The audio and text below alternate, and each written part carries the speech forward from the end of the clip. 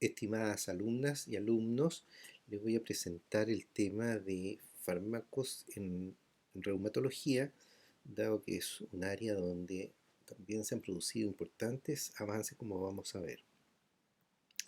Las bases fisiopatológicas de la gran mayoría de las enfermedades reumatológicas tienen que ver con procesos inflamatorios y habitualmente son de evolución muy crónica.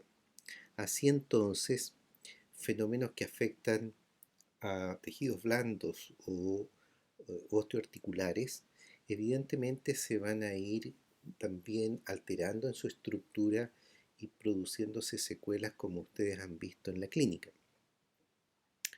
Lo importante para fines farmacológicos es recordar que en la inflamación la participación de mediadores químicos pasa a ser extraordinariamente importante, de tal manera que aquellos derivados del ácido araquidónico, citoquinas, eh, radicales libres de oxígeno, evidentemente van a tener un rol fisiopatológico extraordinario.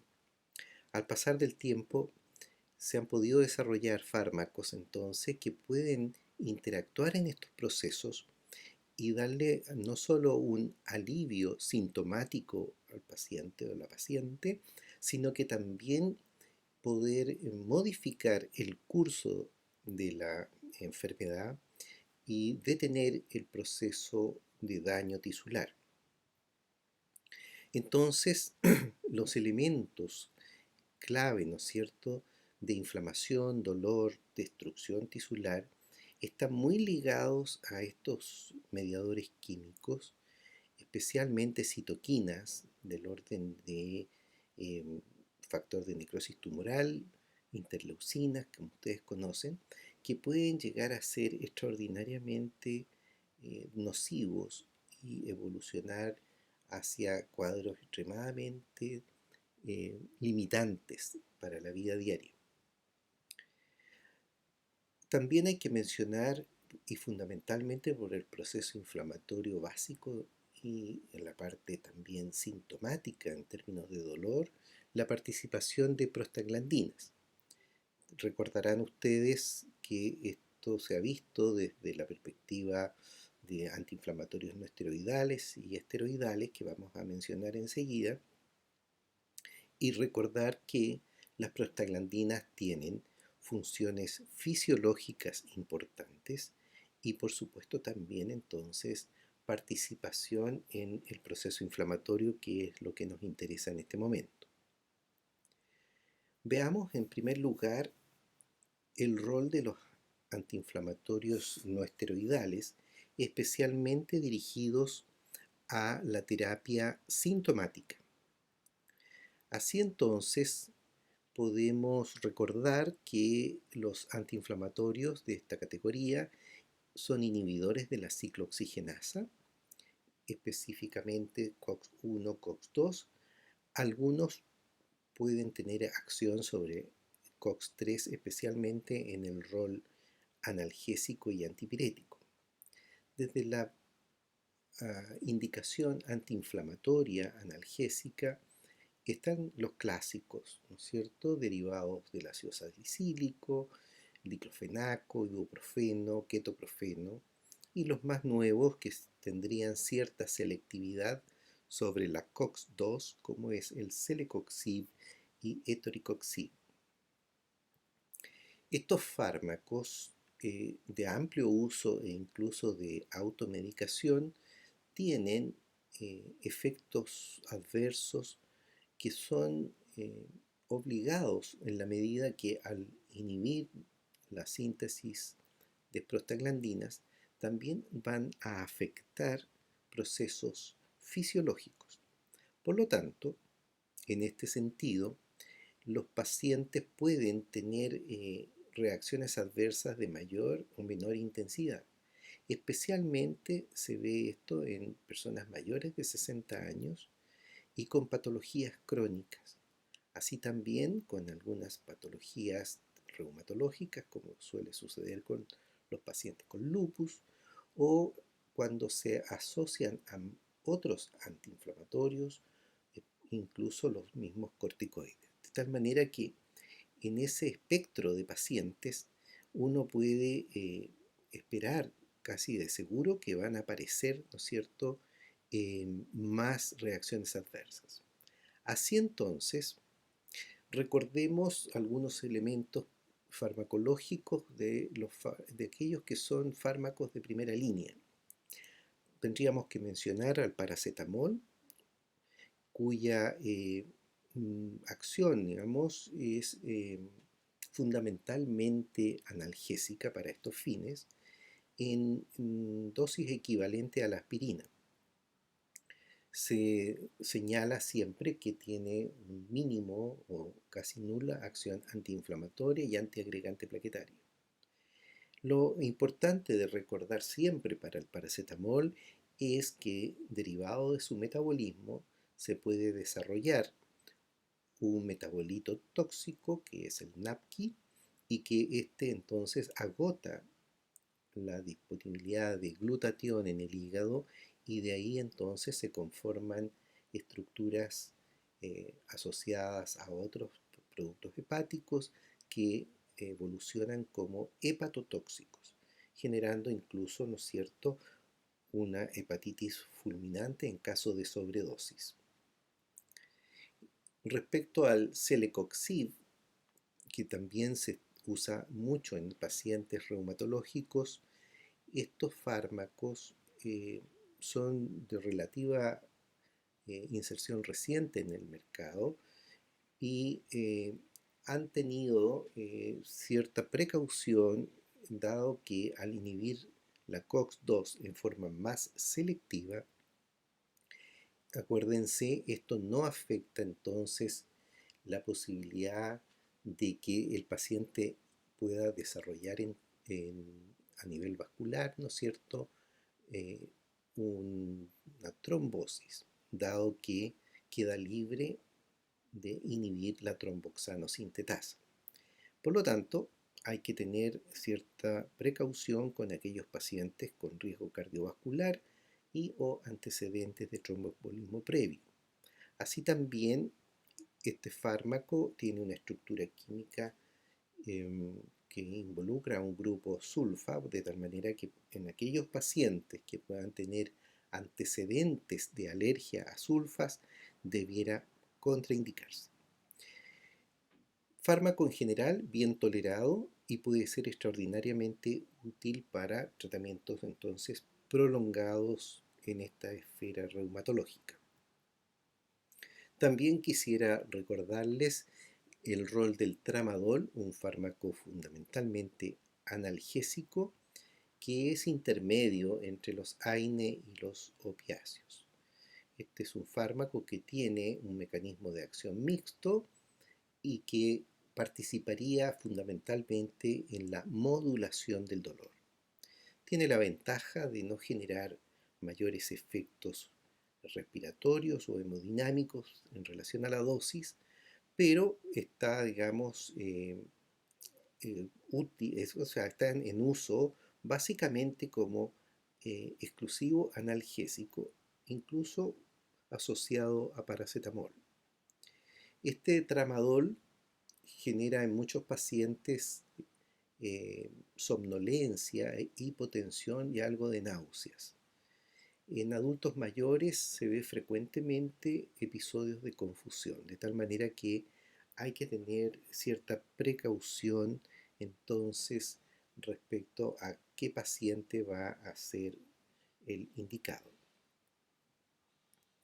También quisiera mencionarles un fármaco que pertenece al grupo de los derivados del ácido salicílico y que es una mezcla de ácido salicílico con un antibiótico, la sulfapiridina, y que ha sido usado como inmunomodulador en el mundo de la reumatología con bastantes años ya de historia y que en realidad, sin tener un mecanismo perfectamente definido, ha sido útil para pacientes con artritis reumatoidea en cuanto a detener en parte el proceso inflamatorio. Un grupo extraordinariamente interesante son los inmunomoduladores. Aquí están los glucocorticoides, fármacos, ¿no es cierto?, de amplio uso en la medicina, donde el rol fisiológico de este grupo está representado por el cortisol, como ustedes saben, y la acción, por lo tanto el mecanismo que está involucrado, ¿no es cierto?, es un mecanismo a nivel del núcleo eh, de la célula, donde se van a modular eh, la síntesis de proteínas.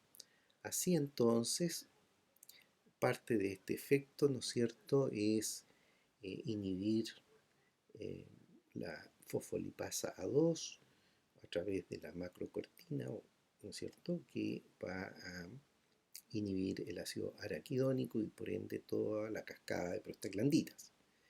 Además, digamos, tendría especial acción sobre tejidos inflamados a nivel de COX-2.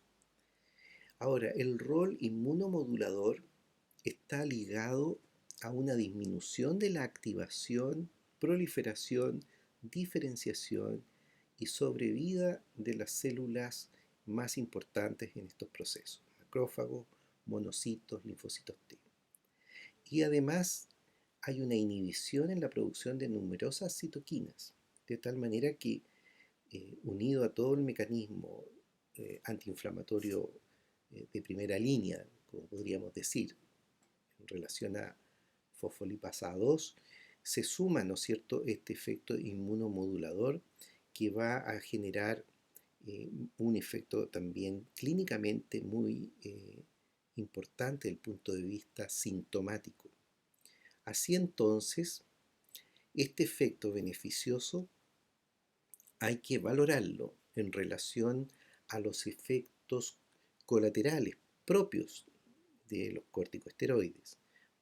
En este sentido, recordemos, ¿no es cierto?, las alteraciones metabólicas, tanto a nivel de glucosa como proteínas, ácidos grasos, el efecto aldosterona-like, que puede determinar retención importante de sodio y agua, ¿no es cierto?, alteraciones en el metabolismo del calcio, que pueden también tener significancia para el paciente, y esto traducirse en aumento de peso, ¿no es cierto?, osteoporosis, alteraciones en la cicatrización de las heridas, mayor riesgo de infección, alteraciones del eje hipotálamo hipoficiario.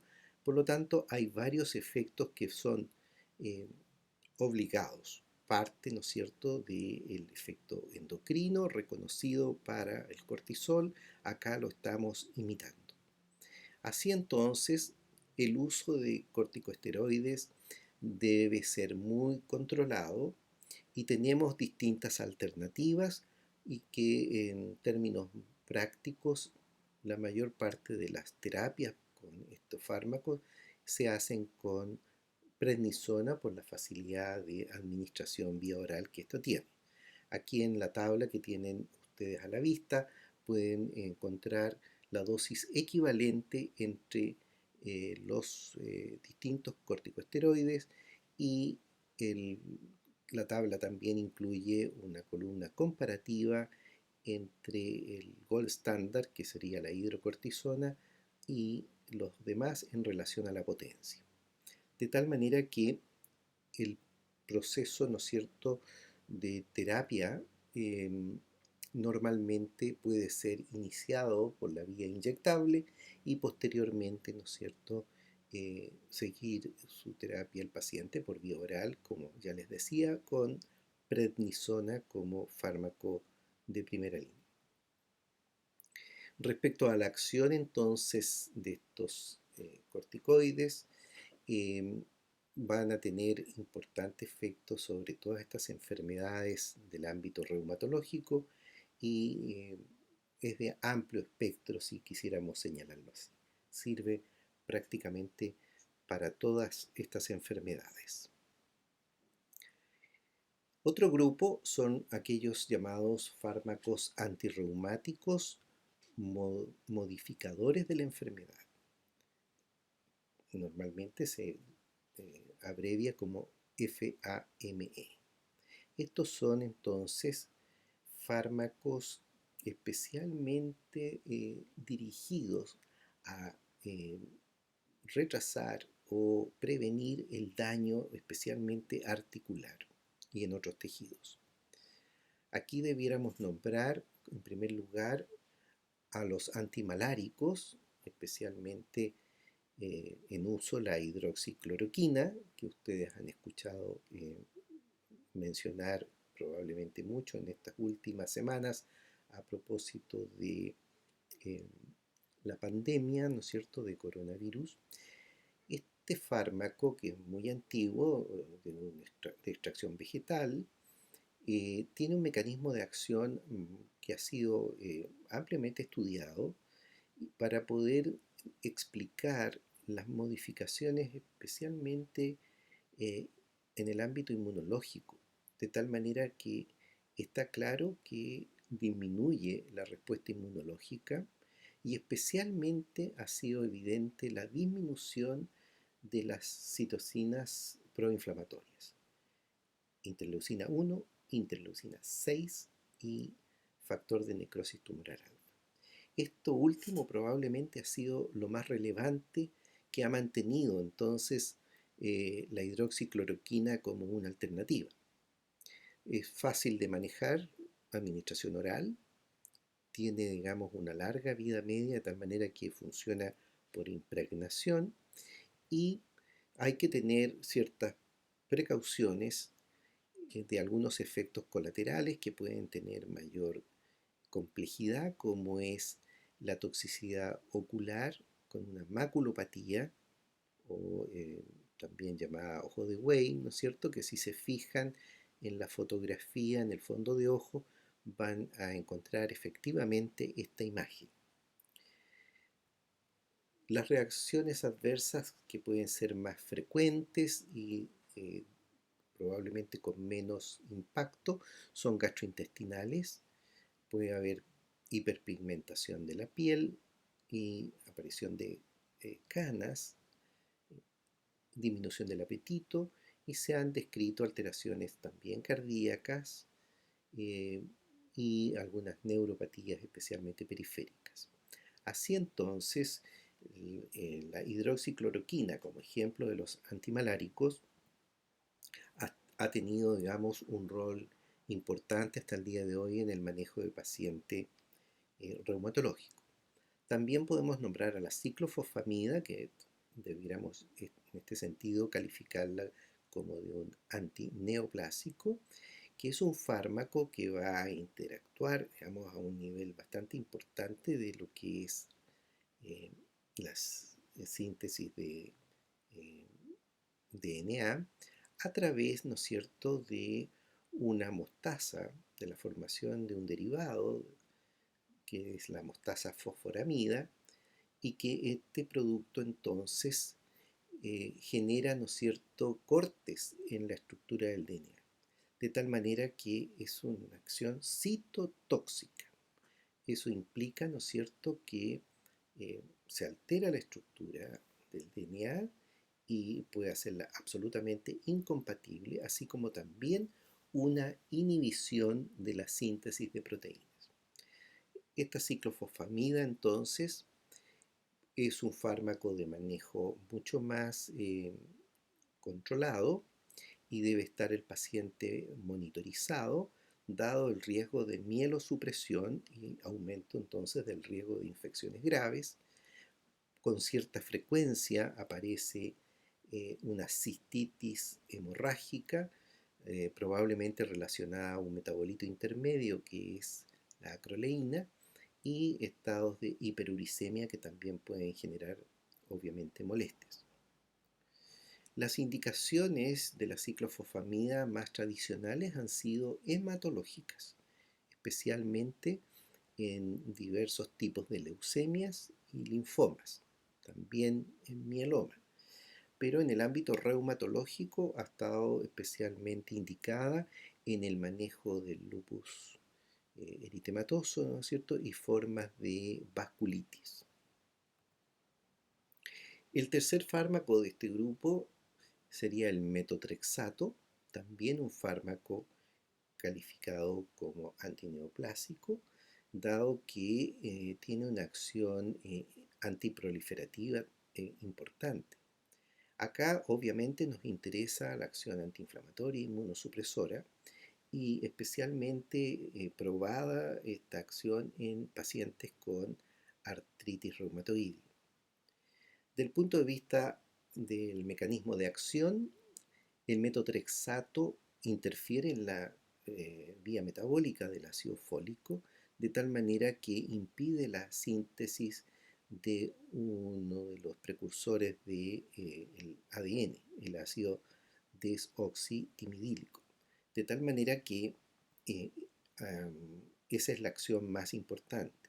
Ahora, a dosis bajas, que es especialmente la indicación reumatológica, pareciera ser que su efecto depende de la formación de un potente mediador antiinflamatorio, que es la adenosina. Esto sería posible en la medida que el metotrexato induce la formación de poliglutamatos intracelular. Y de esa manera entonces facilitaría este efecto antiinflamatorio que les mencioné. Además, tendría una acción de apoptosis sobre los linfocitos activados. Del punto de vista cinético, este tipo de efecto, ¿no es cierto?, se logra por la administración vía oral, que se absorbe relativamente bien dependiendo de la dosis a nivel gastrointestinal, y por otro lado tiene una excreción renal prácticamente inalterada en un 90%.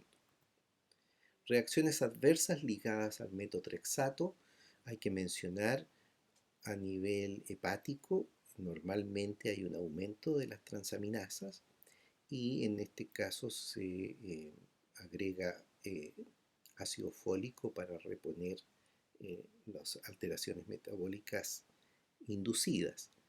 En cuanto a la toxicidad hematológica, que es la mielosupresión, esta se alcanza normalmente con dosis más elevadas y especialmente en pacientes que tengan alguna patología previa o estén con muy bajos niveles de ácido fólico. Respecto al eventual cuadro de toxicidad hematológica aguda, es decir, una supresión de la médula ósea, en estos casos, si es así, se hace una terapia de rescate con la administración endovenosa de ácido folínico, de tal manera que se recuperan, ¿no es cierto?, las fases metabólicas alteradas y el paciente puede superar la crisis. A nivel pulmonar, yo les mencionaba también, ¿no es cierto?, se puede producir una neumonitis intersticial. Muchas veces es un fenómeno que se asocia a cuadro clínico de una tos irritativa con cierta disnea, y que en la radiografía de tórax es posible detectar, ¿no es cierto?, alteraciones intersticiales. En exámenes ya más avanzados se puede entonces corroborar que esto puede tener relación a la toxicidad eh, directa del metotrexato a nivel pulmonar. También, como todo fármaco que actúa en estas síntesis de precursores del DNA, obviamente es abortivo y teratógeno, de tal manera que no es posible su uso durante el embarazo ni tampoco durante la lactancia.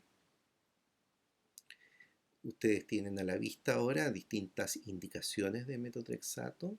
Es probable que lo más frecuente históricamente ha sido la artritis reumatoide, pero en realidad son casi todas las patologías de esta esfera las que han sido beneficiadas, ¿no es cierto?, con el manejo muy ponderado y controlado de metotrexato.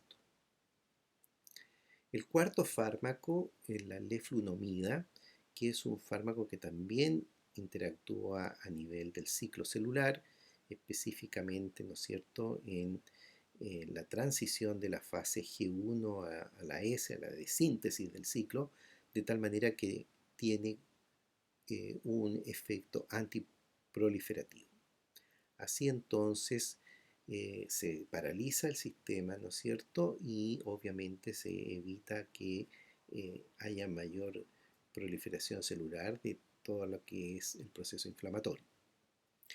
Este fármaco también obviamente tiene reacciones adversas que hay que vigilar a nivel hepático y por supuesto a nivel de médula ósea, de tal manera que necesariamente hay que vigilar al paciente con los exámenes pertinentes, así también no usar en embarazo ni lactancia.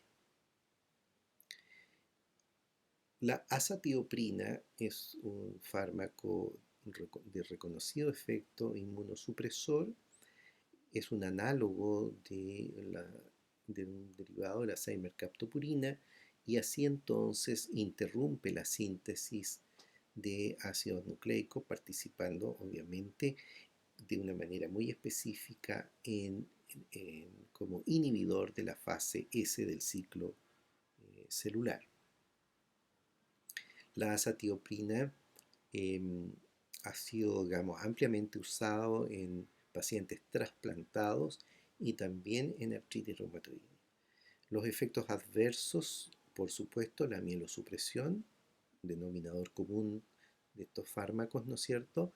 Y algunos efectos que pueden ser también a nivel hepático, de tal manera que los pacientes vuelven a tener que obligatoriamente ser monitorizados estrechamente cuando están bajo esta terapia. La ciclosporina también es un fármaco clasificado como inmunosupresor, es un fármaco que inhibe la calcineurina, una fosfatasa intracelular, ¿no es cierto? Y afecta entonces eh, todo lo que está relacionado a interleucina 1 e interleucina 2. Y además inhibe la interacción de macrófagos con las células T. De esa manera entonces este fármaco también ha sido ampliamente usado en pacientes transplantados. Otros fármacos que tienen esta capacidad de modificar el curso de la enfermedad es la conocida talidomida, que obviamente se ha reposicionado en este ámbito después de haber sido prohibido su uso por las alteraciones teratogénicas, de tal manera que su efecto anticitoquinas, y especialmente todas las que son proinflamatorias, así también la inhibición de la quimiotaxis, permite reconocer a la talidomida como un importante aporte a la terapia. El micofenolato también, da su capacidad de inhibir la síntesis de purinas, de tal manera que también va a disminuir, ¿no es cierto?, la proliferación de células inflamatorias. Hasta hace pocos años estaban en uso cada vez menos las llamadas sales de oro, tanto por vía oral o inyectable, que dada su toxicidad en general, se ha limitado progresivamente su uso. Entonces, a pesar de tener un reconocido efecto sobre la actividad de macrófagos, el recuento de linfocitos y la participación controlada entonces por estos fármacos de las interleucinas proinflamatorias, entre otras, se ha ido retirando, como les decía, las sales de oro del mercado.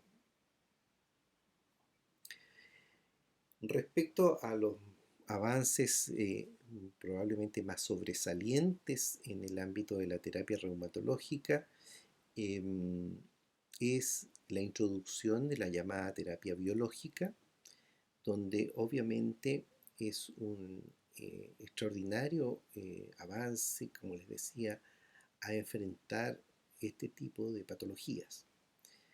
Se considera entonces como un medicamento o una terapia biológica a todo lo que es producto, ¿no es cierto?, del desarrollo de un, un fármaco desde organismos vivos, de tal manera que para estos fines se ha podido desarrollar ya hace un par de décadas tecnologías que permiten entonces disponer de agentes biológicos que van a ser muy enfocados a los mecanismos inmunopatogénicos y de esa manera entonces controlar la inflamación y las lesiones tisulares, producto, ¿no es cierto?, especialmente, como veíamos al principio, de la inflamación crónica. Para estos fines ha sido posible disponer de anticuerpos monoclonales y de proteínas de fusión. Estas proteínas de fusión son en realidad eh, una inmunoglobulina, ¿no es cierto?, humana, al cual ha sido posible eh, incorporar en el fondo un receptor especialmente dirigido para atrapar al factor de necrosis tumoral. De tal manera que una IgG, ¿no es cierto?, eh, es posible modificarla y de esa manera entonces, les repito, se neutraliza el factor de necrosis tumoral. Habitualmente, por acuerdo, la nomenclatura para denominar a las proteínas de fusión conllevan el sufijo sept. Vamos a ver algunos ejemplos. Respecto a la otra alternativa que les mencionaba, son los anticuerpos monoclonales, llamados así porque son producidos por un solo clon de linfocitos B, y estos anticuerpos entonces tienen la capacidad de ligarse precisamente a un receptor en particular y obviamente alterarlo e incluso derivado de ello inhibir la proliferación celular. Ustedes comprenderán entonces que una acción extraordinariamente dirigida al foco de la patología reumatológica.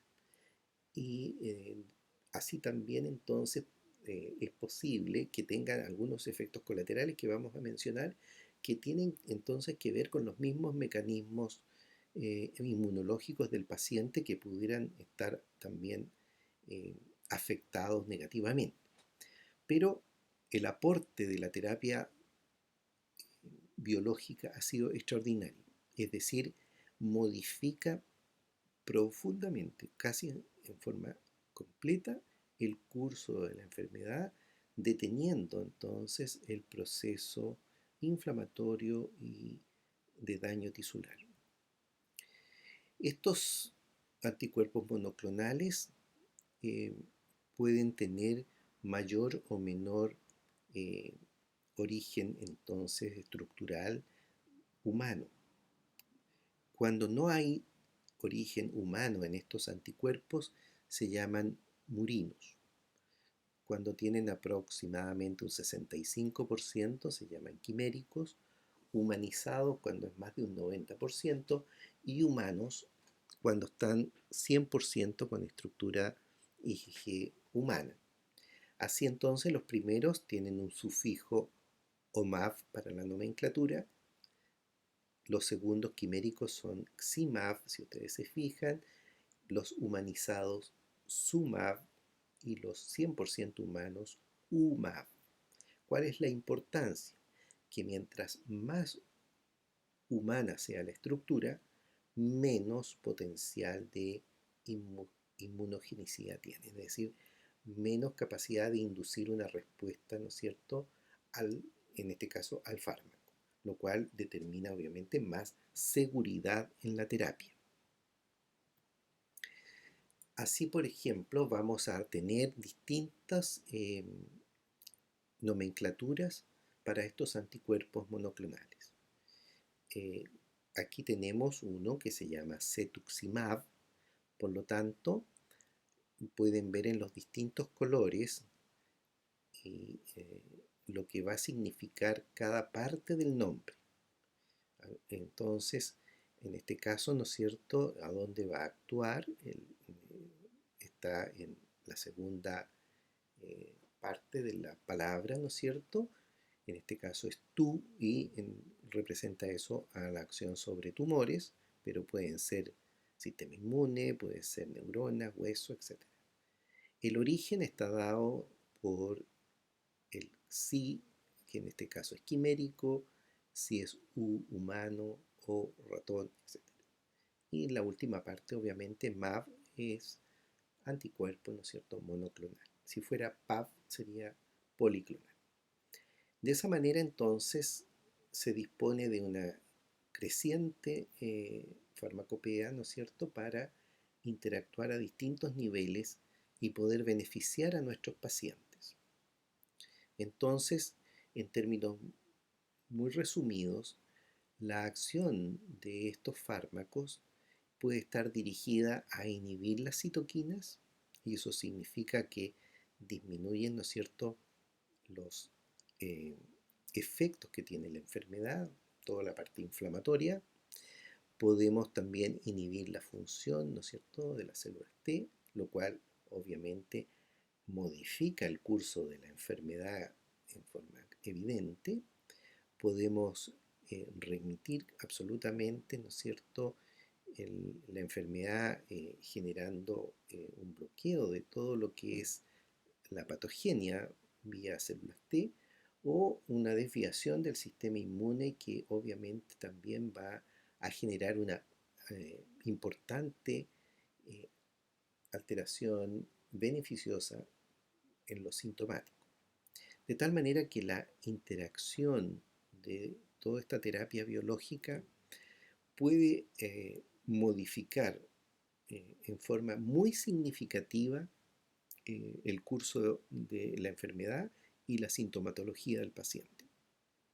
Aquí tienen ustedes algunas opciones donde están dirigidos a antagonizar, ¿no es cierto?, el factor de necrosis tumoral alfa, otros, ¿no es cierto?, para generar una depresión de linfocitos B y con ello alterar obviamente la respuesta, a antagonizar interleucina 6, etc. O sea, mecanismos muy precisos, perfectamente dirigidos a interactuar en la fisiopatología de la enfermedad.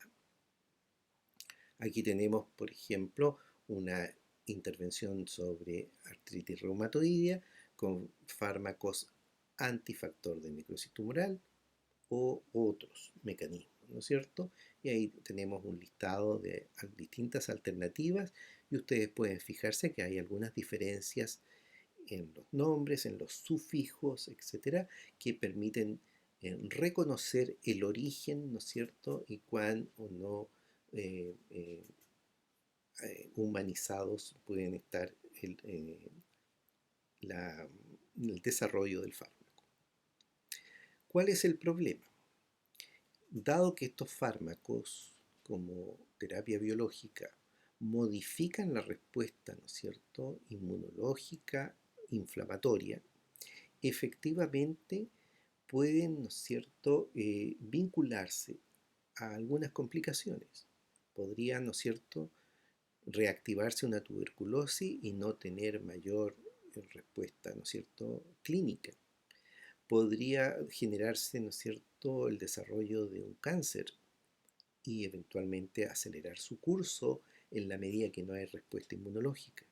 De manera que hay preguntas que están permanentemente siendo evaluadas para buscar de qué manera esta terapia, que sabemos y la experiencia así lo apunta, tiene gran impacto en la enfermedad y en la calidad de vida del paciente, pero también pueden entonces generar alteraciones de gran también gravedad. Así entonces, todos los pacientes, y eso lo tenemos que hacer todos, ¿no es cierto?, los médicos que estamos eventualmente atendiendo a un paciente que haya recibido una terapia biológica, deben ser controlados periódicamente y advertir sobre los síntomas, ¿no es cierto?, de una infección o algo que les llame la atención.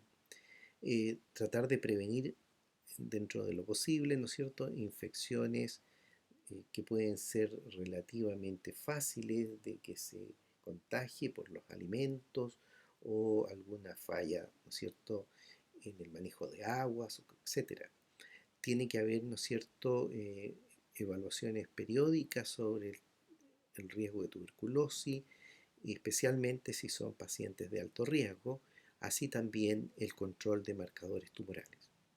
Por lo tanto, aquellos pacientes que reciben una terapia biológica normalmente tienen una gran mejoría sintomática, el curso de la enfermedad se modifica significativamente hacia bien y requieren, les repito, una monitorización muy cercana, ¿no es cierto?, periódica, para estar atento a que la alteración inmunológica derivada del beneficio del tratamiento no se vaya a transformar en una situación de riesgo. Con eso he querido darles un cuadro sinóptico de las terapias disponibles en reumatología que, como ustedes ya me han escuchado, han tenido una significativa mejoría en las últimas décadas. Muchas gracias.